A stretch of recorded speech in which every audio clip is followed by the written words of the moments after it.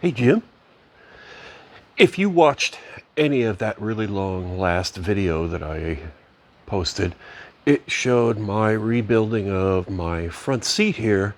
And today I'm going to take the back seat out and I'm going to rebuild the back seat. And I'm going to do it in a much more concise way. If you really need to see a complete step by step, I'll try to link it somewhere up here, and it's like an hour long. Today I'm going to try to do the back seat much quicker. We're having a bit of a summer storm here. If you hear any sort of thunder in the background, it's not war, it's nature. So the seat just sort of popped out from the front, and then I was able to move it forward. So I'm going to pull the bottom of it out and put it on my work table. And then I read in my book that there are some metal tabs that you have to bend somewhere in there to let the back come out, but it sounds like the back comes up pretty simply as well. I have my rear seat bottom section out here, and I gotta say, I'm pretty lucky, I think, because this is, it's a little soiled down here, but for being 72 years old, it's in pretty good shape. I don't think the owner of this car, whoever had it from new, they definitely were not a smoker, and I don't even think they had kids, so I'm guessing this was maybe purchased by an older lady, perhaps, special ordered with this crazy red interior. Anyway, this seat is very collapsed. I don't know if you can hear that crunching, but I'm sure that crunching is bad foam rubber. So let's flip it over. But before I flip it over, I think we should take a moment to notice that the original hump here, and there's our seam, it's not centered. Centered is more here. So this seam is already off center, and that's something to keep in mind.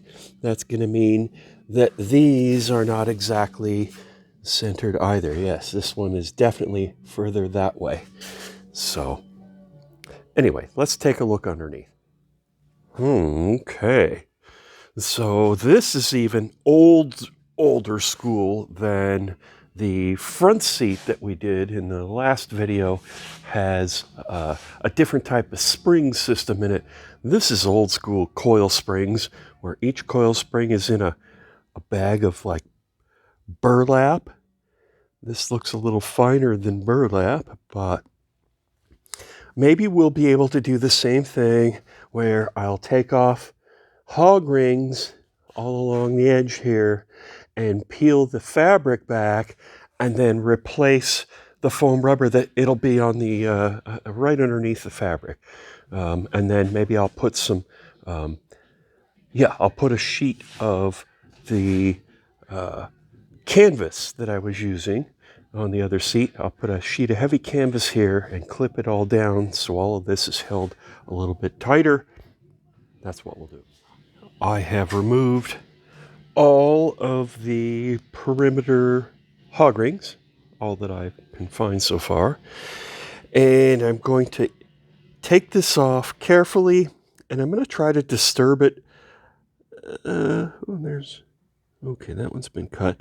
I'm going to try to disturb the fabric as a small amount as I can, so I'm going to peel it all back, and that way I'll be able to put it back on and put all this stuff kind of back where it is. I've all these folds I'm going to have to replicate when I go to put all this back on and over. So I'm being kind of very cognizant of that. And it looks like somebody didn't bother cutting a piece of scrap off back in 1951.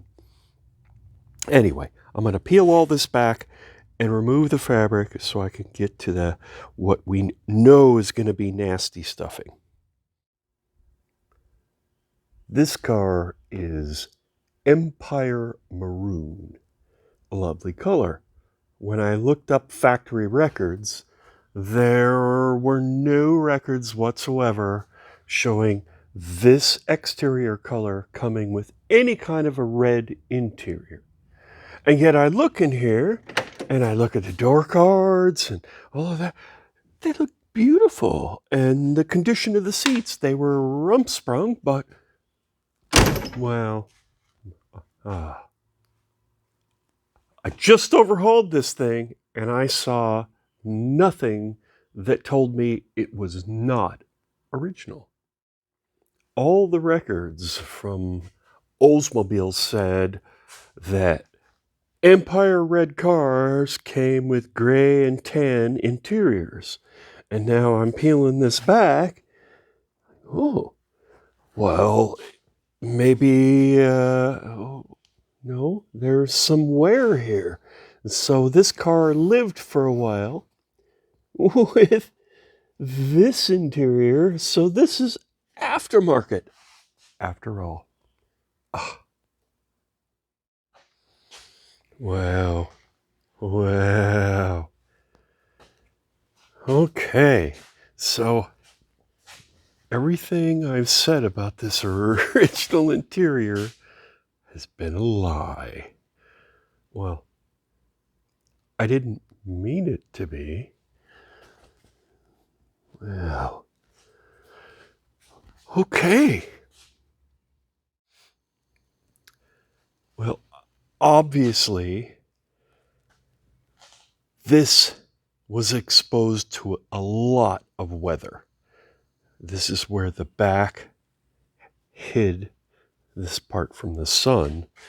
So I don't really know how to possibly estimate how old that is before it was recovered, but whoever recovered really did a good job. I mean, if you look at these door cards, geez, they look great. I mean, this one, the trim piece is missing, but I have it, of course. That's why the carpet didn't fit quite right, but all this red is aftermarket. Geez, they even changed the headliner. Crazy stuff. I don't know.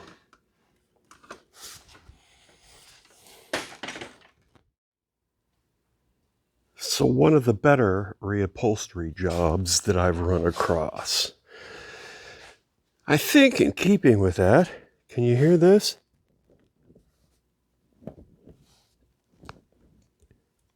I'm going to pull this all the way off, and then I'm going to cut all of the hog rings that hold this original upholstery on. And I think I'm going to get rid of this and then just put this back on after we've done our reupholstery.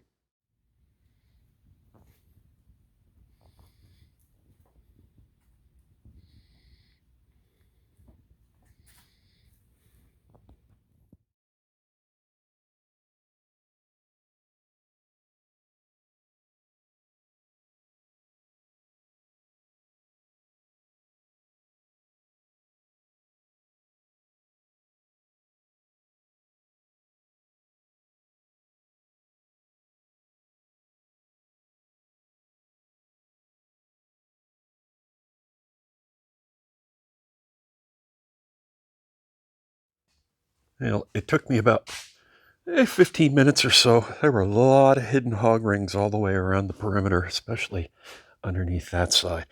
So this foam isn't quite as bad as the stuff that was on the front seat, but it's pretty close. It's pretty close.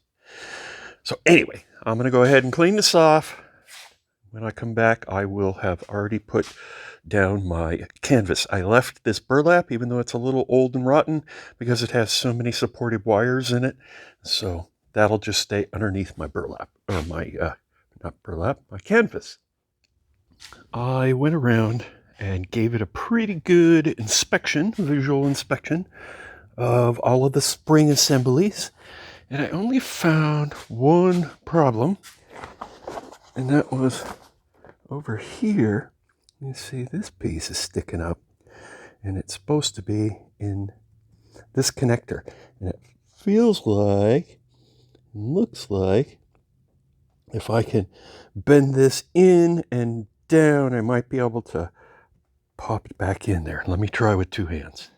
All right, just like that, all fixed up. Okay, moving on with my canvas. All right, so I've got my canvas down.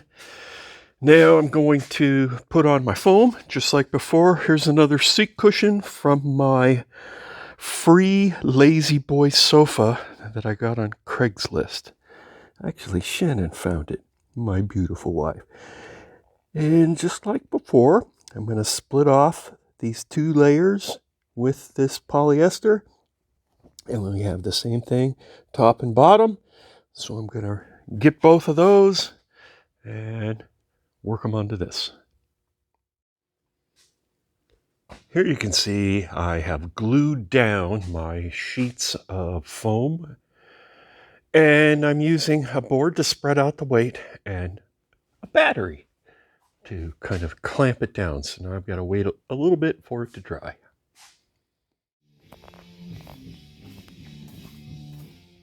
She's dried all nice, and I cut right up against the end of the seat frame here along this edge. That's kind of where it goes up against the fender well, so there's no wrap needed there. So now I'm going to pull this over. I have hog ringed along this back here partially. I'm going to continue down this way, and then I'll probably do around the sides. Once again, I have sprayed the back side of my fabric and the top side of my cushion with my all-purpose silicone, so everything is able to slide around a little easier. And then I think I'm going to go back to time-lapse, and we'll see if I can work this cover back on and how long it'll take. I'm going to guess it's going to take probably about maybe an hour, but we'll see. On your mark, get set, go!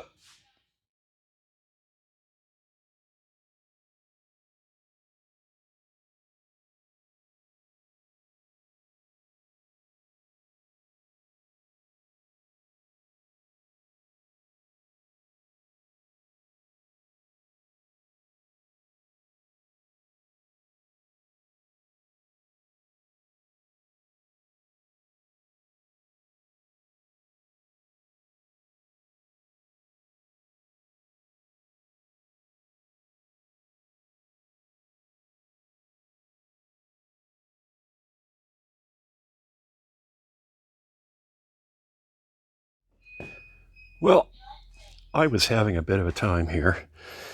So as you can see, I've added a counterbalance here, which helps keep the rear of the springs compressed. And of course, I compress the front here because you really got to pull a lot of this fabric over to make it down where it's supposed to be. Thankfully, I have a line here and then this well here, so I can kind of measure and keep it fairly even as I move my way along.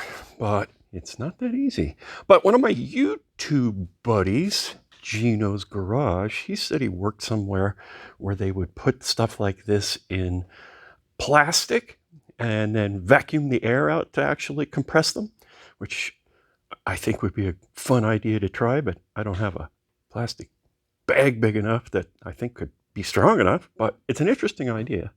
But meanwhile, I'm still working with my clamps and my boards. I have her all clipped down all the way around, and as you can see, I've got my canvas on, so let me flip it over and brush it off. Yeah, looks pretty good.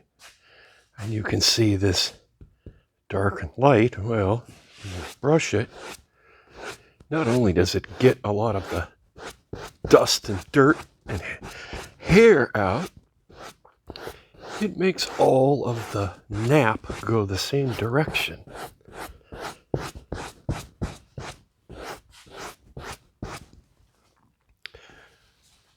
But it looks pretty good. I think we did a thing. Much firmer. Nice. No more crunching. All right. Well, now I got to take the back out, fix it, and then I can put everything back in. There are little bendy thingies right here. I have already straightened that one out, and looks like those, I don't see any attachment there, so maybe it'll just lift up and out. We'll see. Lifted right out. I think I'm going to save myself some work here. I don't think I'm going to take the fabric off. The worst part about this, I mean, it's a little bit saggy, but it's the sun fade that I have here on the top. So I'm going to do something about that by applying some of this fabric paint. And this is burgundy, and I'll be very shy with it. I'll just mist a little bit on and see how it's going to work. And the best way I'm going to be doing that is to use my brush to really get all of my nap clean and dirt-free and all standing up nice and evenly before I try to mist on any sort of spray. And that way it'll go on nice and evenly. And then after that, I'm going to go into this coil sprung back here, and I'm gonna just fill this thing, stuff the hell out of it with my Lazy Boy back cushion stuffing, and just stuff it, and then put a piece of canvas across the back that contains it all, and that should make this thing a lot firmer. Okay, that makes quite the difference. You can see how it's all sun faded on this half, but over here, I've done my little misty touch up, and all that sun fade is gone. So I'll go ahead and do the rest of it. Nice, no more fade. So now we're gonna restuff the back like I was talking about. So this is what it looks like before. After, yeah, we still got a few little wrinkles, but it is way firmer. I decided to add little pieces of foam rubber to add as like little helper springs. And I saw this cool little tag, July 9th, 1951, which I assume means when the springs were made, the seat assembly was put together. So that means this car was actually towards the end of the 1951 model year. It would have, wouldn't they go to 52s on the lots in like September? Anyway, thought that was interesting. I'm going to continue filling these spots up with foam rubber. Okay, I have most of my foam in. Now I'm going to switch over to the polyester stuffing and just fill all the voids. Everything's stuffed, and now I'm going to add my canvas. All right, canvas is done, tied down. Yeah, you know, could be better, could be worse, but good. Now let me flip it over. So now it's time to start putting all this stuff back in.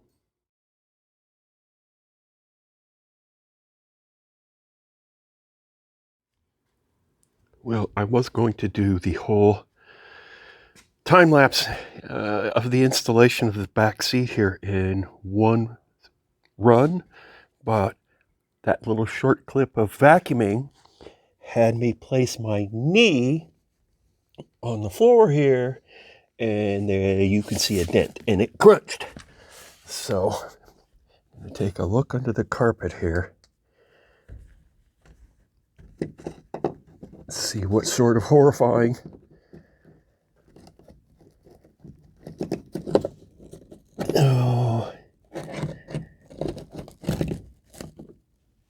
oh boy.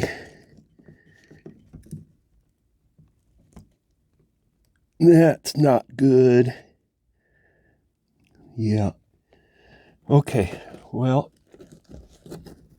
I'm gonna have to do a little floor repair, at least here in the back. Looks like the top layer here is crunchy and collapsing. Yes.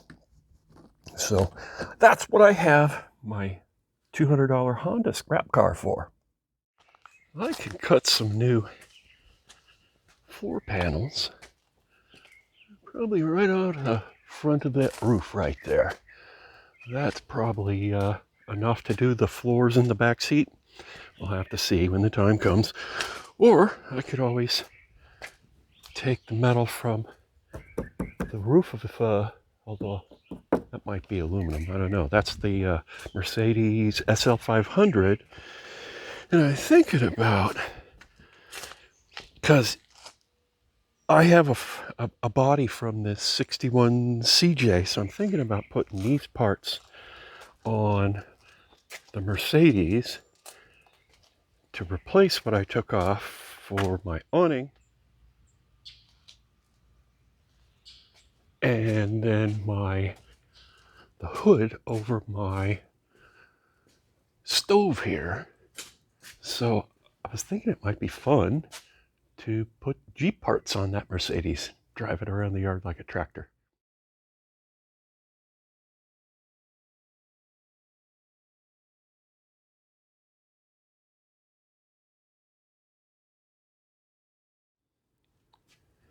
So before I put in the back seat base, I took some measurements, and I had to determine where these little clip thingies that it slips into, where they were going to be located, so I could make an incision in the bottom that I have covered with canvas.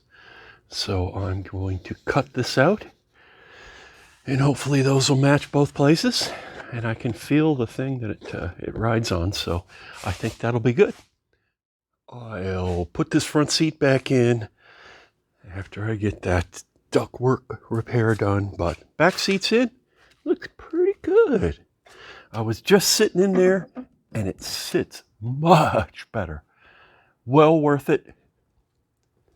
Thanks for watching. We'll see about those rusty floors. I don't know, man. Rust repair is a real slippery slope on a car like this. But I'll do what I have to. Next time I put it up on the lift, which will be soon, I'll take a second look.